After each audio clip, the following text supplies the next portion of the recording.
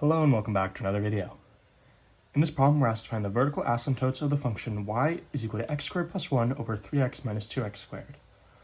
So the way we do this is when we have a rational function, you take the denominator of the fraction, 3x minus 2x squared, and you set this equal to 0.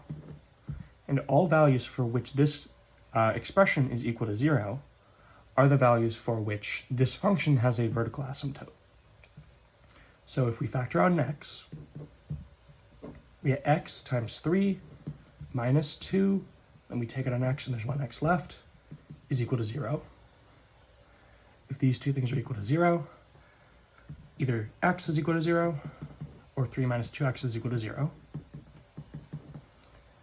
Solving here, we can see that 3 is equal to 2x, in which case x is equal to 1.5. So the vertical asymptotes of the function are x is equal to 0 and x is equal to 1.5.